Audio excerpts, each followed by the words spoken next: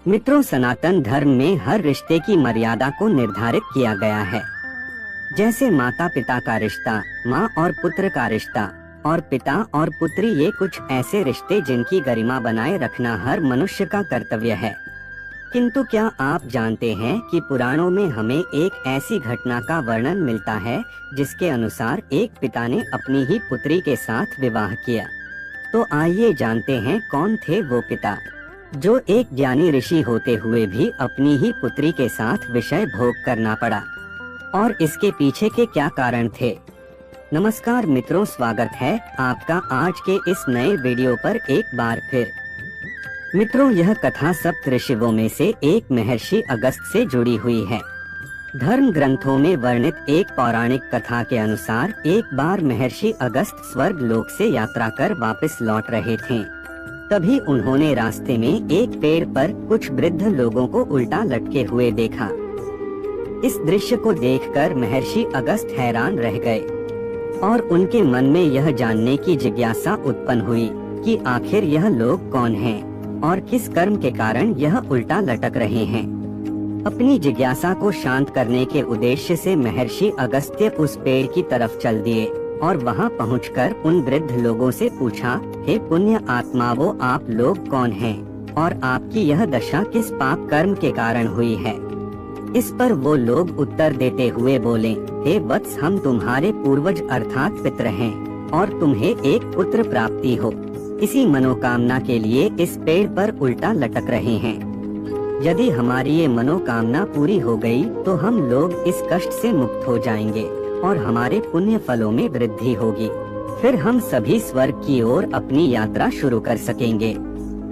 अपने पितरों के इस श्राप के बारे में सुनकर महर्षि अगस्त्य भी उन्हें मुक्ति देने हेतु पुत्र की प्राप्ति के लिए तैयार हो गए और बोले, पितृगण, आप सभी के मुक्ति के लिए मैं अवश्य ही एक पुत्र उत्पन्न करूंगा।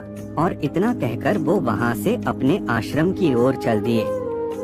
अगले ही दिन से वो अपने लिए एक उचित जीवन संगिनी की खोज करने लगे, किंतु काफी खोजने के बाद उन्हें कोई ऐसी कन्या नहीं मिली जिसे वो अपनी अर्धांगिनी बना सके।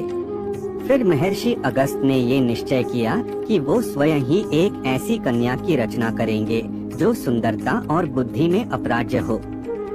फिर उस कन्या की उत्पत्ति के लिए महर्षि अगस्त्य ने विभिन्न प्राणी आर्य वनस्पतियों के सबसे सुंदर रंग और गुणों को एकत्रित करना शुरू किया।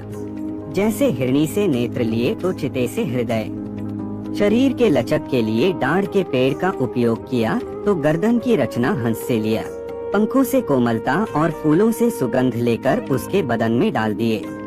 और इस तरह ऋषि अगस्त्य अपनी कल्पना की रचना के काफी निकट पहुंच गए।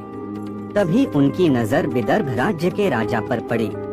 विदर्भ के राजा अपनी पत्नी के संग भगवान के सामने पुत्र प्राप्ति की कामना कर रहे थे, क्योंकि वो अब तक निः संतान थे। ये देखकर अगस्त्य मुनि ने विचार किया कि क्यों न मैं अपनी इस कन्या को वयस्क रूप न देकर एक शिशु रूप दूं, ताकि उसका लालन पोषण करके इस राजा की भी कामना पूरी हो सके। फलस्वरूप उस कन्या की उत्पत्ति शिशु रूप में हुई, क्योंकि उस कन्या की उत्पत्ति में बहुत से प्राणियों और पेड़ पौधों की हानि हुई थी। इसलिए इस कन्या का नाम लोपामुद्रा रखा गया। मित्रों, आपको बता दूं कि लोपा का अर्थ हानि और मुद्रा का अर्थ शरीर होता है। फिर समय बीतता गया और धीरे धीरे लोपामुद्रा बाल्या अवस्था से वयस्क अवस्था में पहुंच गई। अब उनके पिता उनके शादी के बारे में सोच ही रहे थे। एक दिन उनके महल में ऋषि अगस्त्य आ गए। महर्षि को महल आया देख विदर्भ के राजा ने उन्हें प्रणाम किया और बैठने के लिए उचित आसन दिया। फिर पूछा, महर्षि, कृपा कर बताएं कि आप यहाँ किस उद्देश्य से पधारे हैं। तब महर्षि अगस्त्य बोले, हैं राजन, आपकी पुत्री का हाथ मैं अपने लिए मांगने आया हूँ।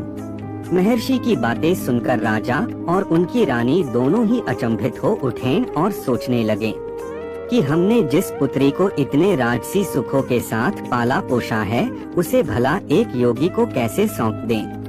लेकिन उनके मन में कहीं न कहीं ये भय भी था कि अगर उन्होंने अगस्त्य मुनि के इस प्रस्ताव को ठुकरा दिया तो कहीं वो क्रोधित होकर उन्हें श्राप न दे दें। इसी भय के चलते उन्होंने महर्षि अगस्त्य के विवाह के प्रस्ताव को स्वीकार कर लिया और फिर धूमधाम से महर्षि अगस्त्य और लोपामुद्रा का विवाह संपन्न हुआ।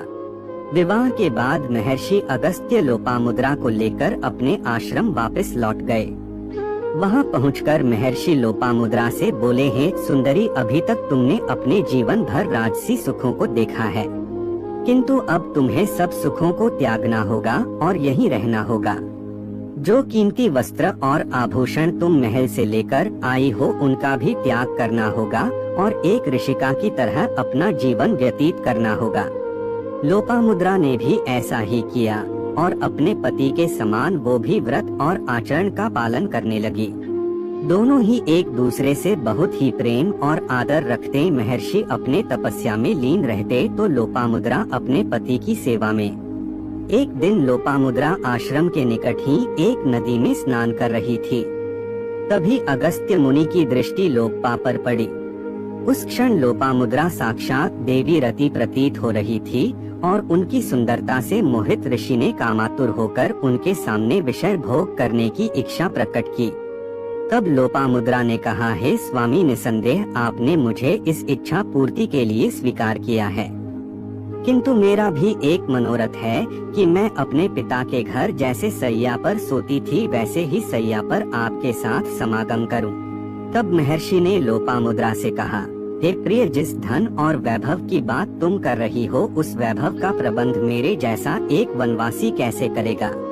इस पर लोपामुद्रा महर्षि से कहने लगी, स्वामी, आप ऐसा क्यों कह रहे? यदि आप चाहे तो अपने तपोबल के प्रभाव से इस संसार के सारे धन को अपने अधीन रखने की क्षमता रखते हैं।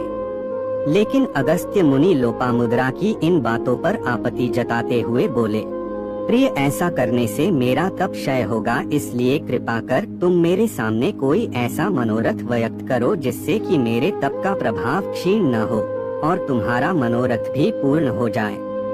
परंतु लोपामुद्रा नहीं मानी और ये हट कर बैठी को समागम तो वो राजसी वैभव के साथ ही करेगी।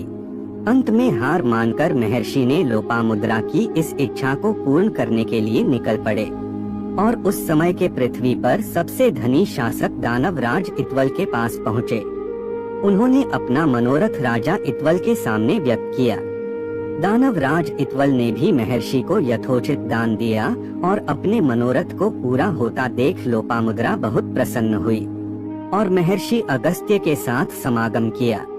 मित्रों, इन दोनों के समागम से 7 वर्षों के बाद एक पुत्री की उत्पत्ति हुई जो आगे चलकर महान विद्वान धिडिशो के नाम से विख्यात हुई। इसके बाद महर्षि अगस्त्य मुनि के पितरों को अपने श्राप से मुक्ति मिल गई और उन्होंने भी मनवांचित लोक को पाया। और मित्रों, गरुड़ पुराण में भी बताया गया है कि पितरों को तभी मुक्ति मिलती है जब उनके पुत्र या पौत्र को संतान की प्राप्ति होती है। तो मित्रों, हम उम्मीद करते हैं कि महर्षि अगस्त्य मुनि की अपनी ही पुत्री के साथ विषय भोग करने की इस इच्छा के पीछे की पूरी कथा और असल कारण आपको समझ आ गया होगा। फिलहाल आज के वीडियो में बस इतना ही। अब हमें इजाजत दें और वीडियो को अंत तक देखने के लिए आपका बहुत बहुत शुक्रिया।